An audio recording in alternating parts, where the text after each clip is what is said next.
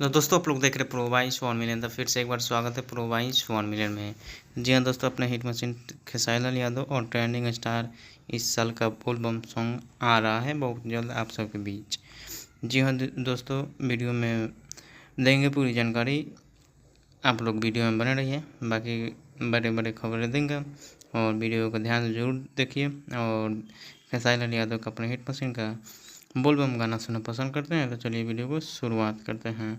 दोस्तों आपसे बता दें कि सबसे पहले आपसे बता दें कि सोशल मीडिया पर आ रही है खबर कि अपने हिट मशीन खेसारी लाल यादव का सुपर हिट फिल्म डांस को रिलीज किया जा रहा है 27 तारीख को, यानी कि आज, और सुबह 10 बजे ग्लोबल म्यूजिक जंक्शन पे।